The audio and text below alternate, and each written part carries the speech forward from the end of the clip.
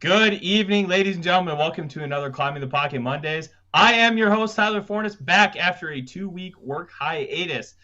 We are going to be talking Vikings Steelers. We're going to be talking a little bit moving forward with the Bears, the NFL draft, the offseason, and we are going to be answering some of your questions. So stick around while we turn your Monday purple. Where Mondays can be black, but turn to purple.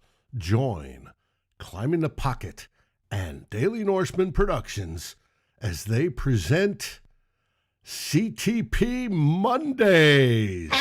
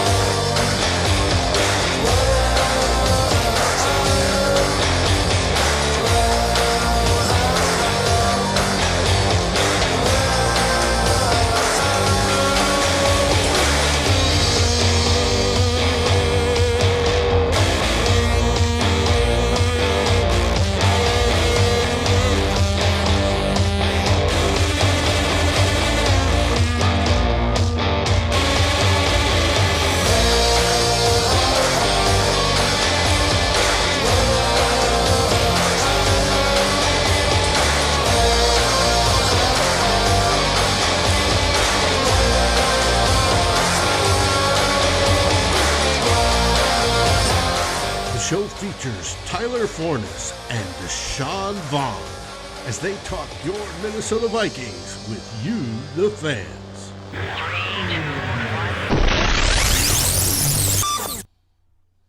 Good evening, ladies and gentlemen. You didn't think you could get rid of me that easy. After a nice little 2-week break dealing with work stuff, I am back. Unfortunately, Deshaun is not able to be here tonight because he is out there getting smarter and helping the world.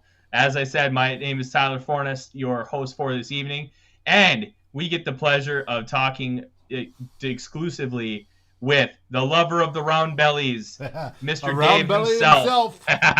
Yes, sir. I got one myself. How are you doing, man? I'm doing good. And we wish Deshaun all the goodwill possible because he is studying for finals.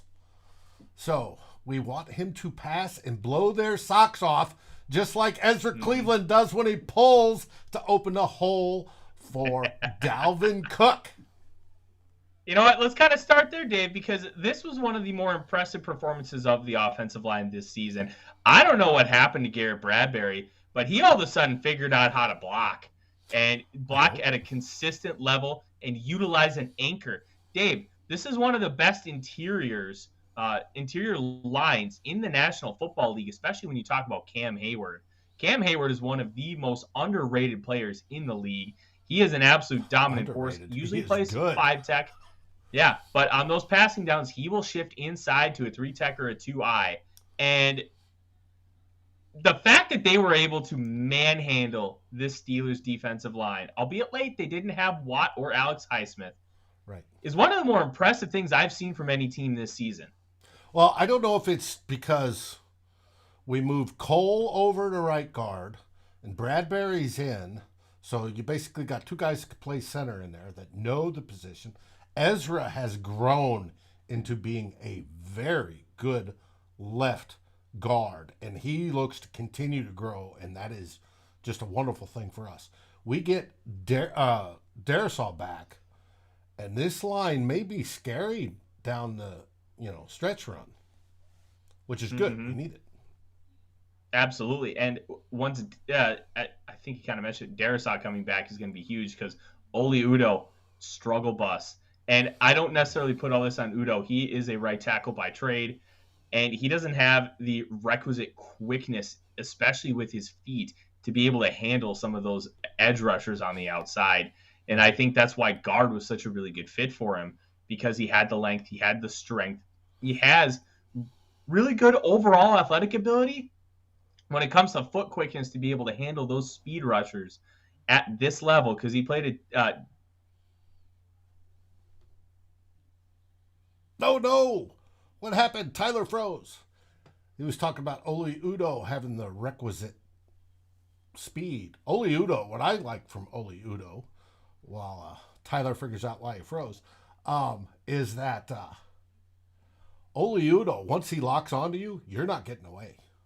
And playing guard, when Oli's playing guard, obviously the contact comes a lot quicker, and that happens. I was just explaining Oli Udoh and how he can lock on, and once he's locked onto you, you're done.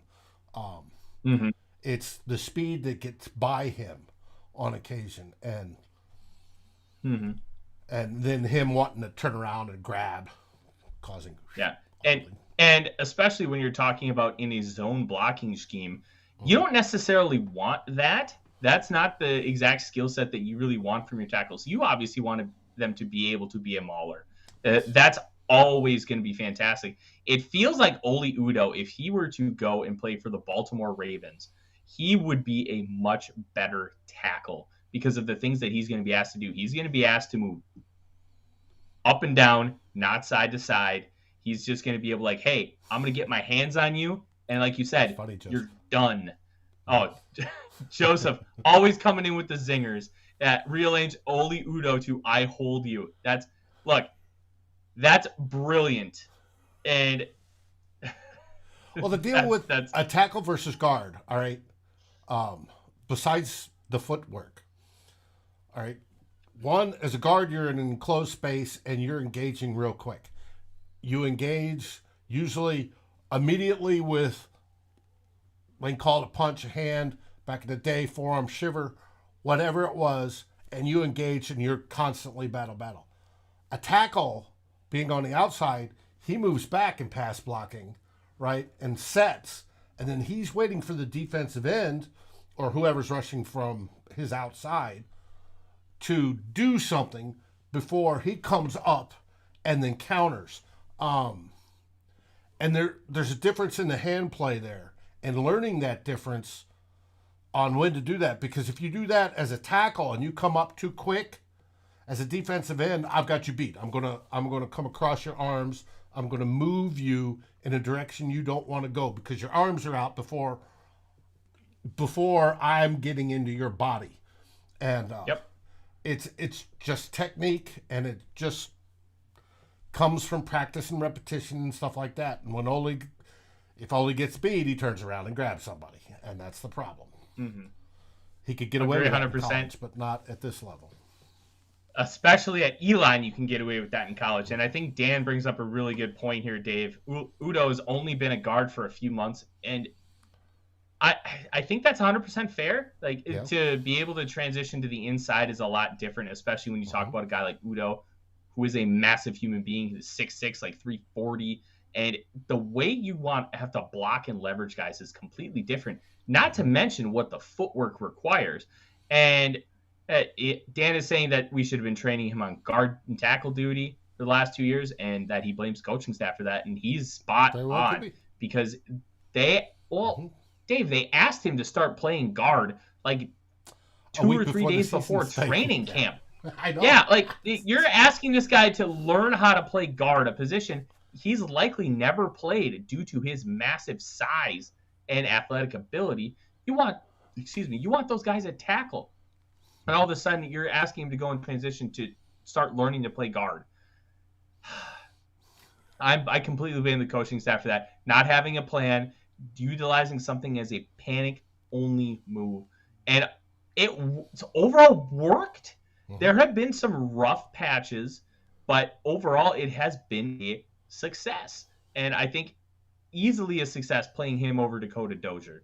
Like, just upgrading it all.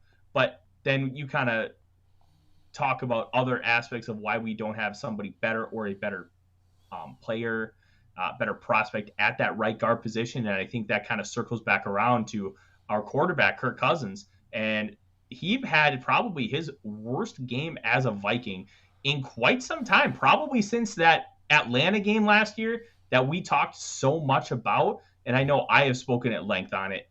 The fact that he played as poorly as he did, and then you have positions like the right guard who are not addressed, because if you don't have that massive contract, you're signing a right guard. You're probably getting a Joe Thuney, a Corey Linsley. And yeah, like Lene just kind of pointed out, yes, the O-line played well because it seemed to struggle. Of Kirk's salary, which make him more reasonable. And you can afford Thuney, right? And that just beefs up and strengthens that line all the more, especially with the veteran help, because it is a young line, clear across the board. Mm-hmm. And it brings in that attitude that's needed for offensive line, because you got to have that one crusty old guy that's going to be, this is how you do it. We're going to kick that, and just go in there and know the tricks that know, hey, I'm going to crack back block, right?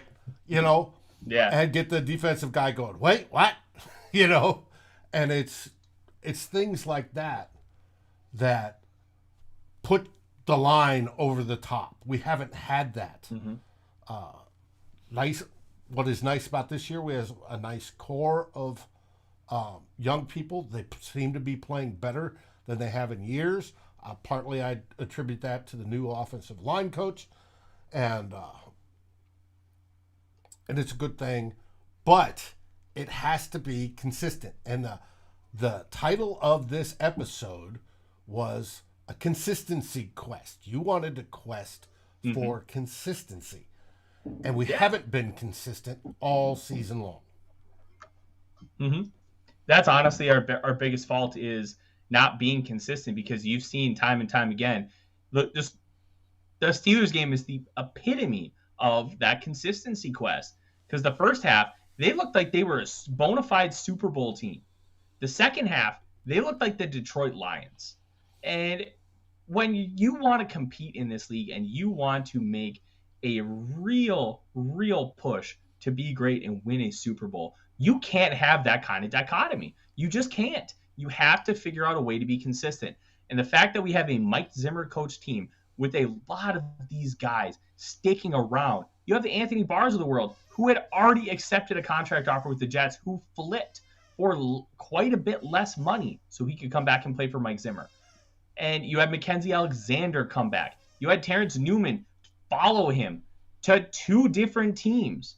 And you have guys who have stuck around. How in the world do you have that kind of dichotomy? Like, Dave, it's incredibly frustrating. And I don't know the answer to fix it, other than take the boot out of your ass and start doing it. You have to play better football. Because it's not like Zimmer flipped a switch and all of a sudden the game plan just went out the window in the second half. They almost got too soft, too conservative. Like, just play to win the game. Mm-hmm. No, but they've been that way all this entire season, except for the Seattle game. They play this bipolar style of football. Not to, we wish Everson all the luck in the world, but it seems like they've got a group version of it where they'll play one really good half, and then the next half is just absolute garbage. And it's just like, is it, we've had, mid-game adjustments. The adjustments went well when we didn't play in the first half really well. And then we played the first half really well. The mid-game adjustments were the wrong ones, admitted by Zimmer. Said, I changed things up, but I shouldn't have. But that's on the play call side of it, but there's also just the play and the concentration from the players. And it's just how? I mean, it was what? In the third quarter or whatever, second half, Kirk Cousins had 3 completions. And it's just like, oh, come on, guy. You can be... Now, his whole game was not good. He was off. It looked off. I mean, there was throws were off. Everything else happened. And it was, and you had some drops. And, we said Justin Jefferson dropped the 2 touchdowns. Well, it's because our expectations for Justin Jefferson are so much higher than any other receiver. Those wouldn't have been considered catchable balls, even though a receiver and a tight end's mentality is if I touch it, I should catch it.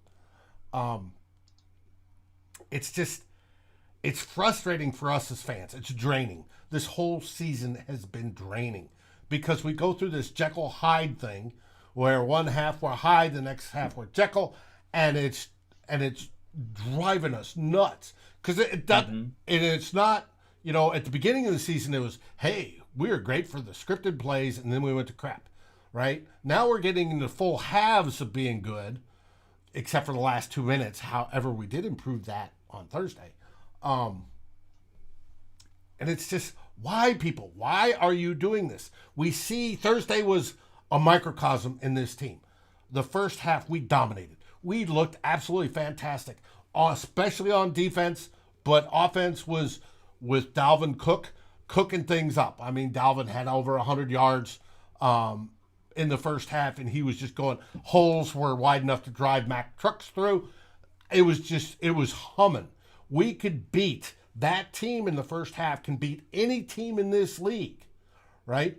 And we were real close. We beat the Packers. We were 1 play away from beating the Cardinals, right? They're 2 top teams in the NFC. And then you have the Bucs, which we have not played.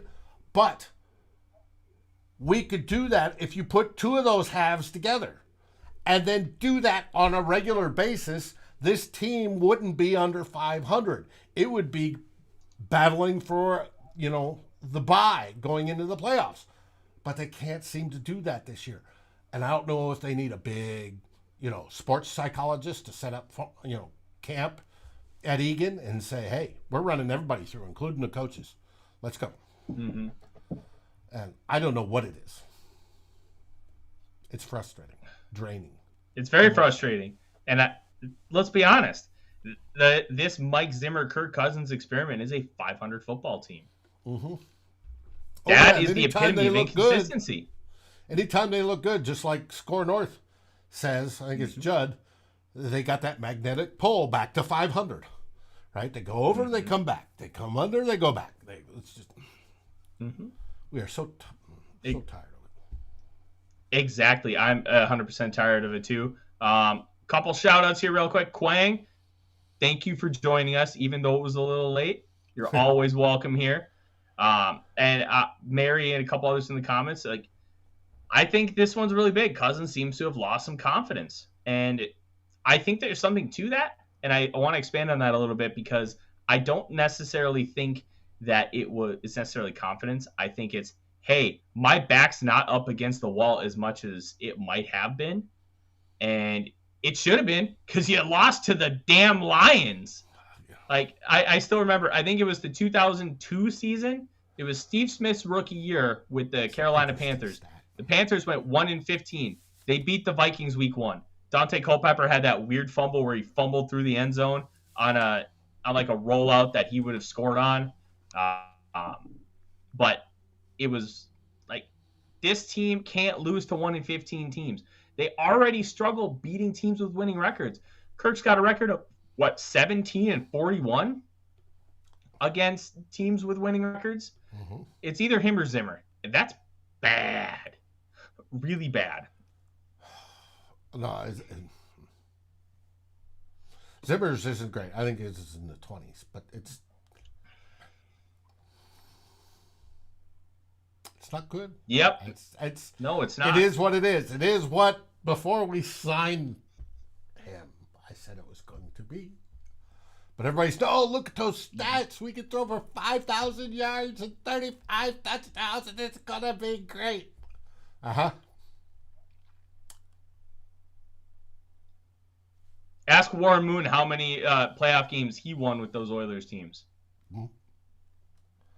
Look, Warren Moon's my favorite football player of all time. Next week or the week after, there will be an autographed Warren Moon jersey right behind my head. Like, I love Warren Moon and watching those Oilers teams. You can find a lot of the games on YouTube, which is super, super fun. But anyways, to kind of wrap up my point, Moon had some phenomenal stats. 4,000 yards every year. Uh-huh. Just putting up numbers. But it doesn't matter if you don't win the damn football game. Matthew Stafford, look at the numbers he put up. Doesn't matter because he didn't win football games. What a lot of that was him. A lot of that was the organization and the failure to put stuff around him. At the end of the day, I don't care about your stats. I care about winning football games. You know what Teddy Bridgewater did while he was here? Won football games. He won football games. He played within the offense. He did enough to win football games, and he kept progressing week after week after week. That was a man that won football games. That's why people want him back. That's why there's still talk of it, even though he has regressed enough where we shouldn't be talking about bringing him back as the starting quarterback. At the end of the day, you want your quarterback to win football games regardless of how it gets done. Mm-hmm. And quite frankly, Kirk Cousins does not win football games. He does not. The first drive, we're up 7-0. This is great. Next 8 drives. We're down 7. Final drive of the game. Kirk did it. Kirk was great today. Well, the games are really won in the first 3 quarters. If you're up 14 going into the fourth, really doesn't matter a whole lot what you do in the fourth because you pretty much sealed the win. Take advantage of the fact that you are good enough with this offense with a top 5 running back, 2 top 15 receivers, a decent O-line. Take advantage of the fact that, hey, you know what? We can win the game in the first 45 minutes, but they don't do that. And I think a lot of that has to do with Kirk Cousins. A lot of that has to do with coaching. Probably about a 50-50 split. And it's very frustrating. They're absolutely all to blame. I don't need to bust it up anymore. They're just all to blame. Mm-hmm. No, they're 100% all to blame. So, all right. Could not agree more. We talked about Kirk's struggles. Don't know what's going to change it. He has them every year. He's a roller coaster sometimes. He's got a high floor, low ceiling, but he's now in that dip. Hopefully he comes out of that at the right time. No, I agree 100%. Says Cousins wants to have the best stats because he's a business guy. Yes, Wayne, he's a Hall of Fame contract negotiator without a doubt. Mm-hmm. And I 100%. I don't harp on him for that. If he can get his money, he can get his money. Now, what I do is, when it comes to team and what's best for the team, he looks for himself. And whether it be on a contract deal of all my money is guaranteed, I don't care, I'm not giving any back. Nope. I'm only doing short extensions so you can't play with it. Nope. Putting a no trade clause in. Nope. Until, we got that out this year. And it's just, he's in that for him. And I can't blame him. He's not doing it for the team, take the pay cut so that he can get a guard, or take the shot so he doesn't have to be tested every day, or whatever it is. Anyways. Yeah. I want to get to something that Joseph put in the chat probably about 10, 15 minutes ago, and he asked me about Malik Willis and if I would take Malik Willis as the first quarterback in the 2022 draft. That's an interesting question, and we can kind of start talking about the future, because the future is going to be a really big topic of conversation. We don't need to delve too far into it. But Malik Willis, have you had a chance to watch any Liberty college football, Dave? No, I don't watch college ball. Okay. I won't start getting into the draft until we start doing actual draft shows. Mm-hmm. Fair enough. Well, let me tell you a little bit about Malik Willis. He is the closest thing we've seen to Lamar Jackson since Lamar Jackson.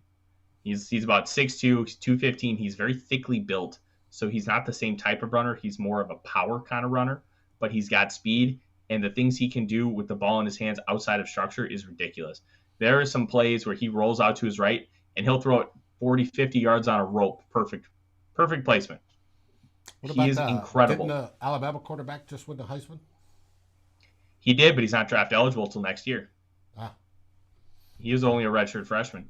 So, Joseph, the biggest things with Malik Willis before we kind of move on, because we're going to really delve into these quarterbacks during mock draft Mondays, which will come up as soon as the Vikings are eliminated from the playoffs in any way, shape, or form.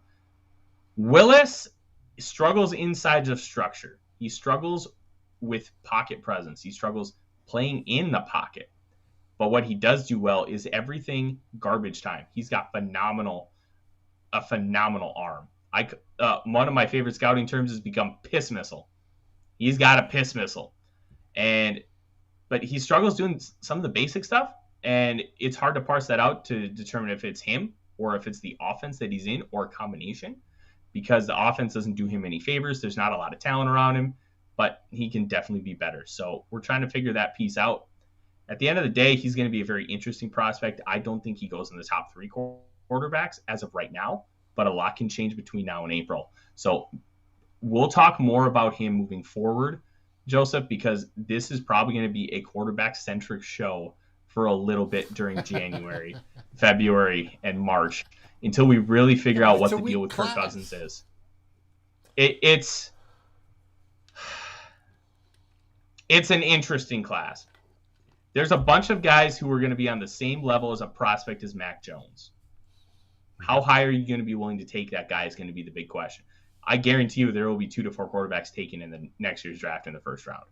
Quarterbacks always spike. I said there's always quarterback inflation that's going to drive them for quarterback needy teams because it's a supply and demand thing. And when people say it's a weak class or a strong class, yes, we have weak classes and strong classes, but generally out of every year, there's at least one that's good, generally. And it's very rare that you have one of those years where it pumps out, 4 or 5 really good ones. And sometimes those years, they aren't considered strong classes. It's just that that's what happened. Somebody stepped up and it's like, wow. But we'll see. And once we get closer to the draft, then we're going to talk about who's doing the drafting. New coach, new GM. We don't know the answers to those questions yet. We don't know how it's going to end up. Is Spielman going to get fired? Is Spielman going to get promoted up and out of there and be an advisor? Mike Zimmer's going to get fired, barring going to the Super Bowl. And I saw a rumor he may have even been told that early this week.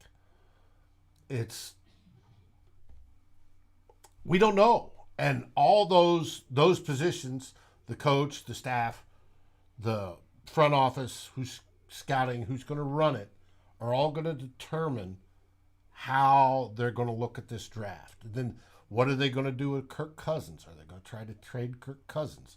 What are they going to do with these one-year deals that were this year? Are they going to try to dump all of them and find new one-year deals because of money? How do we free up money? People go, hey, we couldn't draft it. We couldn't sign anybody because Kirk Cousins' salary. But look, we drafted all these guys. Well, a lot of them were on one-year deals, and we pushed a lot of the money into the future, which we didn't used to do. That's not Brez's way. Brez likes to pay for things up front, and so we have room the next year to get the big signings. And we've gone away with that, trying to fit everything in. And it's all going to change this offseason, and we don't know yet. It's because we've been operating under this fallacy that we're one player away. First it was Kirk Cousins, then the fan base was like, hey, all we need is a guard. Remember that discourse? All we need is a guard and we're a Super Bowl team. Well, at the end of the day, when you operate under that fallacy, and it is an actual fallacy, that's where when you end up in a position like we were in 2020 and now in 2021, where we're continuing to do the same thing. This is a win now season, and the free agent signings are incredibly evident of it. But other than Christian Darrisaw, all the picks were future picks. Like, hey, these guys are going to be great for us in the future. Well, if you want to win now, why are you using all 4 of your 4th-round picks on guys who can help you win in the future? It just feels like that they're trying to contradict back to themselves. Get 15 picks in the 7th. Look, I agree completely that the draft strategy has always been a very touchy subject for me because I love it and I hate it. Because at the end of the day, sometimes you just have to go get that dude. Remember what we did? And I wonder, someone want to run by you. Remember the Cordero Patterson trade where we traded a 2nd, 3rd, 4th, and 7th to go get him? Right, I wonder if that failure has really spooked Rick Spielman into not doing that again. Because they turned those picks, like 3 of those guys were starters for Super Bowl teams for the New England Patriots. One of them was Logan Ryan. I think Jamie Collins. Like, starters on a Super Bowl team. Multiple. And I wonder how much that spooked Rick Spielman into not wanting to do it again. Tom asks, where's Wyatt Davis? From what I gather, first off, Wyatt Davis came into camp out of shape. He is not up to shape.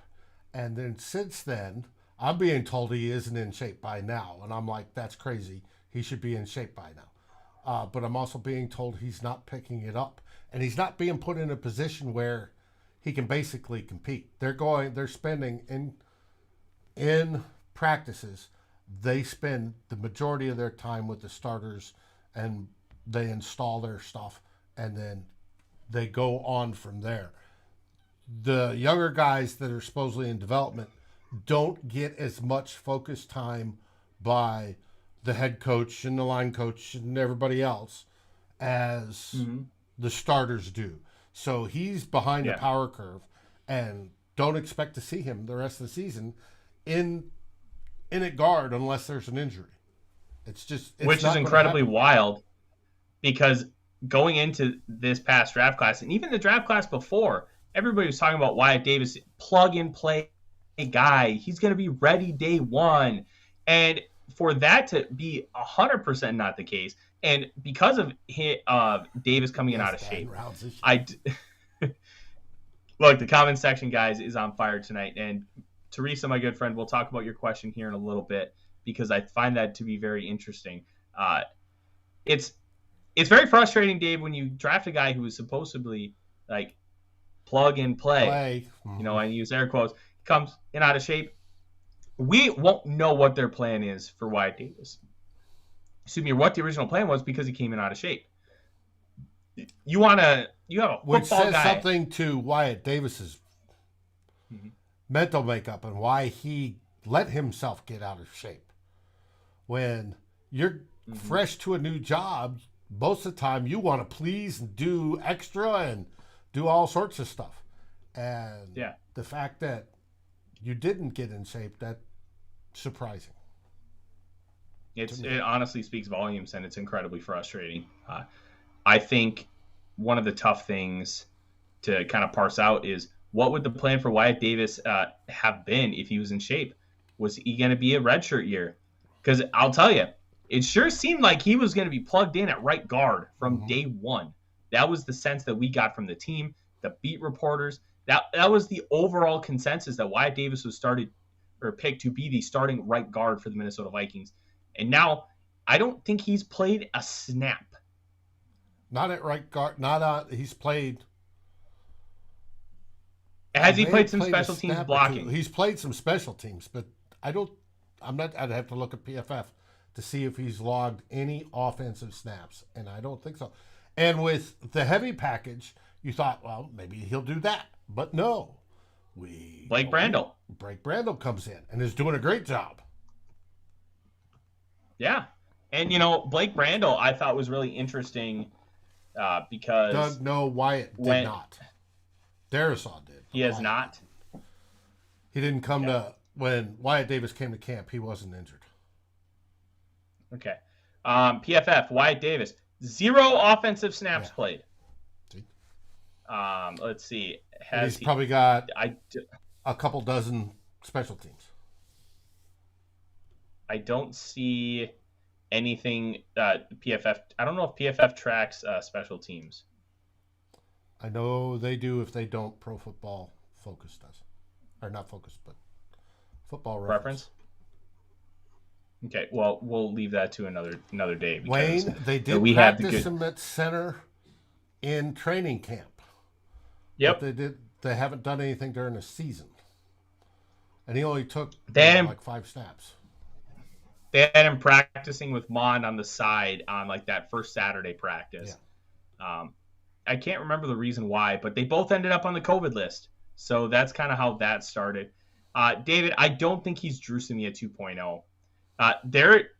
Their issues are completely different. Samia wasn't strong for an offensive lineman. Davis's issues are more of the quickness variety, which Samia obviously did not have. So it's a tougher one. It just feels like he got in the doghouse with a real football guy head coach, where it's hard to get out of the doghouse, and he hasn't been able to fix it. You'd say the 2021 draft class is a D. I'd say no. It's a TBD, to be determined, because there's so many question marks with this draft class. You have a third-round quarterback who has not been active for a game yet. Christian Darrisaw has played, I think, 3 games so far this season due to injuries. Well. He has. He has been a starting caliber left tackle from the get-go, which is a fantastic pick at pick number 23. Chad Surratt has played almost nothing. Patrick Jones has been used on occasion. I think he's only had about 50 snaps in his NFL career. Mir Smith-Marset hasn't done much. Cameron Bynum's had 2 really, really good games, one great one. But then he's basically gotten in the doghouse again, and he got hurt, being inactive. He's been hurt. Okay. Or COVID or one of those. Yeah. He was off because he was injured. He was on the injury deal. As of right now, this draft class, if you want to give it a D for how it's impacting us this season, I think that's fair.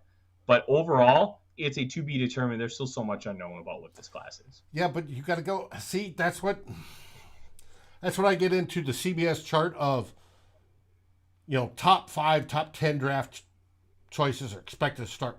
First rounders are expected to start. Top 5, top 10 are expected to be better than average starters. And then you get impact second right rounds, away. You hope to start, by the end of the season. Third round, you hope they get to be a starter. And then fourth round and below, you're lucky if they make special teams, right? You're hoping they're contributors and go on. That's the way the league's worked over the last 50 years. There is a reason people are chosen at different rounds. Yes, can you find somebody in the 5th round that turns into be, an all-pro Stephon Diggs wide receiver? Yes. Somebody who could turn out to be the greatest quarterback of all times. You find him in what? The 6th or 7th round he was picked in, right? Mm-hmm.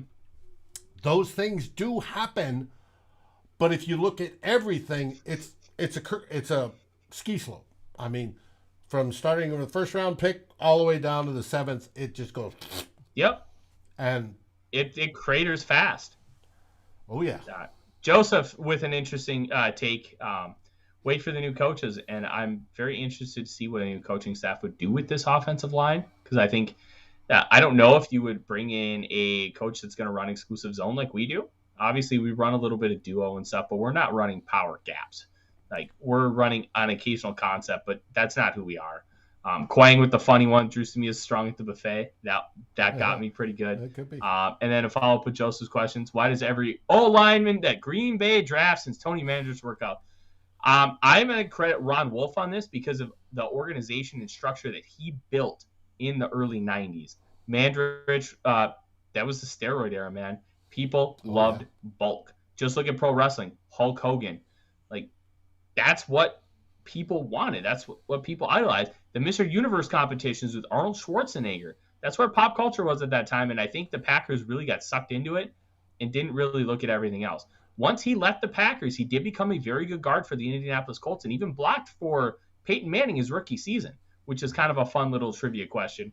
But the structure that they built and how they scout offensive linemen, having moved forward, they've done a phenomenal job. And outside of the Steelers and wide receivers, there is no organization that does a better job with picking and developing any singular position group than the Green Bay Packers. They're phenomenal. And we should, to be phenomenal at that position, hitting on 4th and 5th rounders. A top 3 left tackle in football, David Bakhtiari, 4th round pick. They just drafted Elton Jenkins in the 2nd round last year, 2 years ago. They got Royce Newman in the 5th round this year, who's been a very good guard. They're just ridiculous, and there's really nothing else you can say. They're just phenomenal at it, and we can only aspire to be half as good. And if we're half as good, we're doing a pretty damn good job. Mm-hmm. Mary said coaching. Mary, coaching doesn't solve everything, and there's a reason why they're taken where they're taken because of lack of certain traits, and they can't be developed. Even with the greatest coaches on earth, they can take some of these people and maybe develop them into contributors, but they're not all going to hit. Even Bud Grant in the years back in the 70s had 2nd stringers and 3rd stringers, and that didn't pan out more than a year or 2, and that was it. It's just, you can't take somebody that doesn't have the prerequisite culmination of or accumulation of the necessary traits to do certain things. You can't make a 5'2" guy into an offensive tackle. It's just, and say coaching can fix it. It doesn't happen. You have to have that base blob of clay that's strong enough to handle the molding by the coaches to start off with. And you just can't get it always in the draft. I agree 100%. Dave, we have some questions we need to get to, but first I want to touch on the Chicago Bears game moving forward, because it will be on Monday night. And something to note, everybody, that we will be having a modified show on Monday. We will be coming on at the beginning of the 2-minute warning of the first half, and then we will be going through halftime. We'll be doing more of a halftime show, kind of a little bit of a watch along, and just talking Minnesota Vikings. No singing. Nobody wants to hear Dave belt out some show tunes. So that's kind of our plan. We'll be posting on social media to just kind of remind everybody what's going on.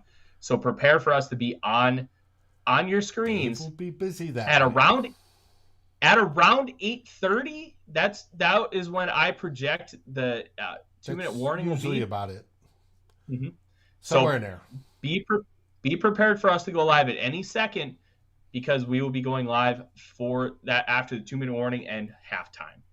But as we kind of talk about the Bears, they had a very weird game against the Green Bay Packers. They dominated the first half, let it completely get out of control in the 3rd quarter. The Packers got bailed out on a pretty rough out of bounds call on a punt gun that would have given the Bears the ball and like a 15-yard field to make it a closer than 11-point game. But that's just Packer luck, man. They get it all the time. It's insane. And then an onside kick at the end. I know the rule says you can't advance the ball, but damn. It's a bunch. They need to fix that. I think that rule is a bunch of crap. I mean, there's a reason for it on a punt. But yeah. And you know what's weird, because the reasoning that they gave on a punt is because nobody's going to be behind the punt return. Who cares? Nobody's behind the quarterback when you strip sack him. Right. It's something that should be readdressed. I think it would make the game more interesting. On the rare occasion it happens, because how often does it happen? Less than a handful of times a year, if that. So, all right. Yeah. And you know what was wild? 3 teams recovered onside kicks yesterday. That was just crazy. Yeah. All right, Dave, let's get to those questions that were submitted earlier. Right. I know we've answered a lot in the chat tonight, and we'll try and answer 1 or 2 more. What do we have, Dave? All right. The first one is from Greg. Greg asks, are the issues this year because of players or coaches? Yes. I think it's a combination of the two. Blame them all. Yeah, everybody's to blame. I think the coaching staff and front office for not putting the right personnel on the field and being a little stubborn about it and continuing to believe that this group is going to make a Super Bowl run when they just aren't. I think they're to blame. The players also need to execute, because if they do a better job in execution on a more consistent basis, the theme of tonight's show, this team could have 9 wins. It could have more than that. For multiple reasons they don't. Mm-hmm. And that has to do with execution and the coaching staff. All right, our next question from Michael. What year did the Vikings first invade England during the Dark Ages? Well, Michael, Leonidas would let me on Facebook, so I don't know and I don't care. Dave, I know you know this answer. I do know this answer. During the Dark Ages, the answer was, it was first documented. It probably happened beforehand, but wasn't documented. The first documented happened in 793 A.D. when they sacked a church in Lindisfarne, England. Now, the second time it happened was August 6th of 1983, when the Minnesota Vikings played the St. Louis Cardinals in a preseason match at Wembley Stadium. Vikings won that one. I think it was 2010. It was the last year of Bud Grant. We then went into our dark ages in the 80s. Les Steckel was next. And then Bernsey had to deal with the awful trade, and it didn't come out for about another decade. That is the answer to your question, August 6th, 1983. That's perfect. All right, what's the next question, sir? Andrew, are we committed to a full rebuild? Andrew, the only way this team commits to a full rebuild is if they hire a new GM and head coach and they both get the Wolves to sign off on it. The Wolves have shown a reluctance to lose relevancy. Quang. Wayne, I appreciate that. Well, we've got Quang burying Dave. We have Joseph getting a nice Deshaun Stephen Weatherly joke. We love you guys. But the Vikings are not committing to a full rebuild unless the Wolves fully sign off on it. And you shouldn't, because there are some key pieces, as we discussed last Monday. Yeah. Deshaun and I, about that you could build from. Yeah. All right. I think, yeah. All right, next question. Keith asks, if the Vikings are making the playoffs, how far can they go? Are they channeling 2007 and 2011 Eli Manning? If they do, the Vikings could win a Super Bowl. But in all honesty, they maybe win a playoff game and bow out in the divisional round. They have the talent, and they have a good enough offense to beat everybody in the league. If they get hot and they stay consistent, they can beat everybody.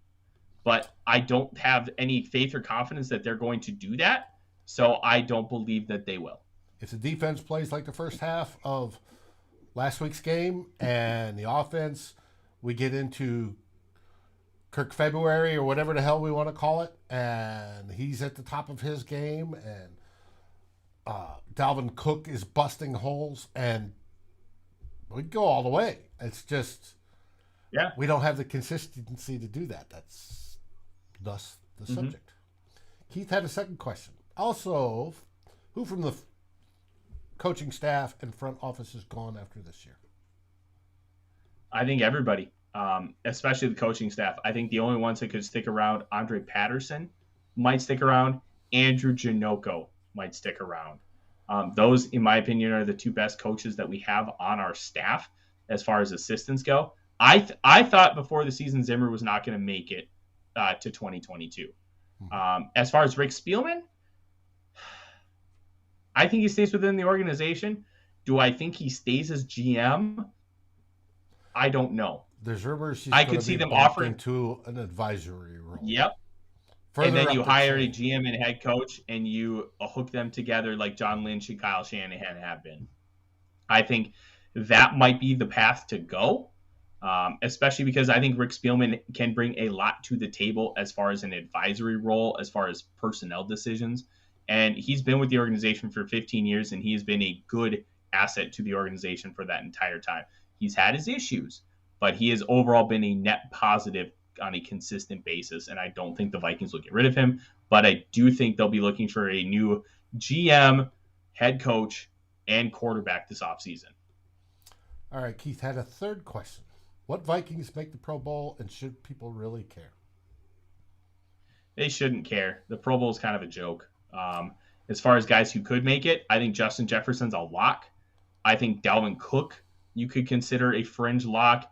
Harrison Smith has an argument. Eric Kendricks. Harrison Smith's leading all safeties and votes. There you go. Harrison Smith looks like a projected starter. Outside of that, Kirk Cousins will probably get him. I don't think Dan Chisholm, even though he's been an elite punt gunner, has enough cachet. Yeah, you have to be a Matthew Slater or just go above and beyond in order to get that kind of recognition. Kenny Nwangwu, with his return ability, there's an outside chance he is the returner because of how limited that position is at this point. So that is also a possibility. There's an outside possibility, C.J. Ham, because of how few fullbacks there are. And they haven't changed that rule about fullbacks in the Pro Bowl. I think there should be between 2 and 8. Our last question is from Amir on Twitter. Which quarterback or cornerback do you like most for the Vikings draft? I think this is really tough, Amir, because I don't know if I'm drafting him for Mike Zimmer, if I'm drafting him for another coach. If I had to pick, the top cornerback's probably going to end up being Derek Stingley Jr. from LSU, and I think he would fit into any system, and he'd play extremely well. We're talking a guy who could easily be compared to Jalen Ramsey as a prospect. Like, this guy is top tier. He could go top 5 in the draft pretty easily, but he's had some struggles because his freshman year was incredibly dominant, where like just too much exposure and too much hypercriticalness of their play could push him down a little bit. I think likely we end up with Andrew Booth Jr. from Clemson or Kyer Elam from Florida. I don't think we'll miss out on both of those guys and have to settle for a Sauce Gardner from Cincinnati, who hasn't allowed a touchdown in his entire college career. I don't care if it's in the AAC. That's an impressive feat to be that kind of lockdown. I think that's kind of where we're going to end up going. That's it for our questions tonight. Perfect. I have one for you, Dave, that was asked by way earlier by my good friend Teresa.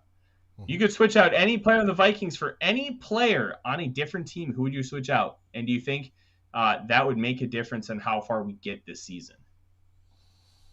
Oh, heck yes. So which quarterback you taking? That's the deal. If it's just for this year, I'm taking Tom Brady. He's got the smarts. Oh, absolutely. And bye-bye, Kirk. If Tom Brady's the quarterback, this team's easily like 10-3. Mm-hmm. Yeah, like, it's competing for the number one seed in the NFC. Without a doubt. Yeah, and that kind of upgrade. Oh, Joseph, I have not had an opportunity to listen to Purple Daily lately. Mackey wants Peterson as the next head coach? He does, but no. He's convinced because he won a Super Bowl and he made what's-his-face look good as a quarterback. No. You know who made him look good as a quarterback? Frank Reich. Not Doug Peterson. Coach. Mm-hmm. Yeah. Now, why do you think John DeFilippo came over here? DeFilippo and Reich got all the credit. Mm-hmm. No, I don't want Peterson. Peterson's lower on my list. And we'll get into that, guys. All of you are watching and we start talking about possible head coaches. We'll get into it because it's going to be fun. Mm-hmm. Absolutely. Mary, if I get to name the new head coach tonight, Byron Leftwich, Tampa Bay Buccaneers offensive coordinator. I wrote an article for the Vikings Wire a few weeks back, and in my research, I didn't know how much autonomy that Byron Leftwich had with that offense. Yes, total. You have Bruce Arians, you have Tom Brady.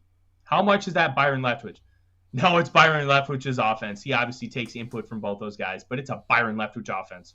Mm-hmm. He has his struggles with play calling at times, But that play call, he had to seal the deal against the Bills to run trips to the left and then have your tight end Gronk run like a mirror crosser with Bashad Perriman, and Perriman just whipped his guy. He was paired up against Tremaine Edmonds, who's fast, but he's not that kind of fast. And Brady just put it on him perfectly, and it was a touchdown. Think of Leftwich's development working with Tom Brady and being in the same room. Yeah. Tom Brady goes, "No, I think we should do this." And obviously, Tom Brady knows what he's talking about too. And it's just the two of them have worked so well together. And Leftwich it's his offense, and he makes the 44-year-old, I think he is, Tom Brady, just sing. I mean, Tom Brady and Aaron Rodgers are the talk for the MVP this year, right? And both of them are over 40. That's amazing. Yeah, it's incredible. Joseph, I am drinking a Kolsch from Blackstack called That's Beer. It's pretty good. It's just like a standard Kolsch, just crisp, refreshing, easy. Quang, you could consider it a can of whoop ass, which I hope the Vikings end up doing to the Chicago Bears on Monday. Yes, but it's, God, I hate playing them in Soldier Field. We beat them last year. It's possible. Which is like the first time in a decade or two. It's possible. It is quite possible. And if you've ever seen that stadium, I have not been in it. I've driven around it quite a few times. It is weird. I've seen the old Soldier Field prior to that, and then when they built the new one and they set the UFO inside the colonnade and everything else, it looks weird. But from what I gather from friends that have gone to games there, sight lines are fantastic. Unless you're way up there on the fourth deck, get the wind blowing off Lake Michigan, especially in December. It's quite an adventure. Mm-hmm. Yeah, I've heard it's a fantastic place to watch a football game. Soldier Field just feels like old school football. Like Notre Dame played Wisconsin there at the end of September, and that just felt like ugly Big Ten football.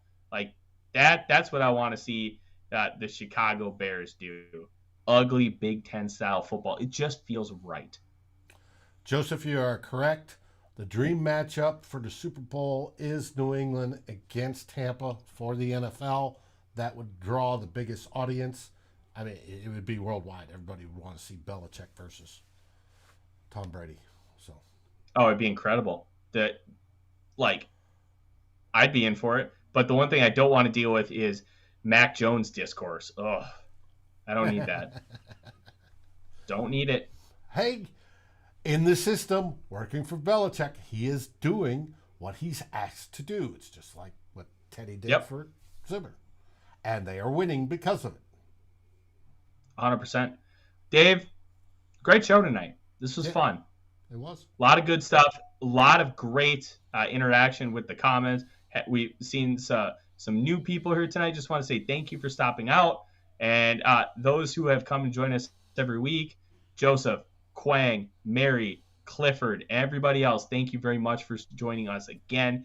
Don't forget the rest of our lineup this week. Tomorrow night, In the Huddle with Jason and the gang, talking more in depth, talking more from the analytical perspective on the game and the team. Wednesday, Vikings Happy Hour with Matt and Ryan. Grab yourself a cocktail, relax, enjoy yourself. It's a really good, and fun time. Will be guesting on that one. All right. As well. Perfect. And then don't forget halftime on Thursday. Vikings Hot Takes with the great Flip Mozzie and the Daily Norseman's Eric Thompson. So, and then Saturday afternoon, 4 Central Time, 2 Old Bloggers with Dave. And let me tell you, it's going to be a great lineup tonight. We will not have anything on Sunday due to the fact that there is no Vikings game, but we will have our show Monday night at the 2-minute warning. So be prepared to click that button and get onto YouTube around the 2-minute warning where we will be going live. We'll watch the last 2 minutes together, and then we will have a little mini halftime show, talk about some things, have some fun, and we'll do a better job than ESPN does. And until then, enjoy your week. Christmas time is coming up, even if you don't celebrate. It's just a great and jolly time. Enjoy yourself, enjoy your family. From Dave, Deshaun, I'm Tyler. Enjoy the rest of your week and make sure you keep it purple. That's right. And if you haven't liked and subscribed, please do. We're almost at 1,000. We're about 10 people away. We would love to hit 1,000. Get us to 1,000. Especially those that are on Facebook. Hop on over to your YouTube page, Climb in the Pocket, and you will find us. And what do we say, Tyler? I believe the word is Skol Vikings, baby. Skol!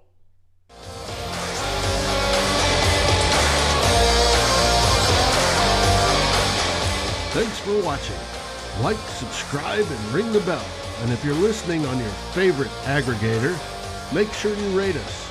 And always feel free to join the conversation here at Climbing the Pocket.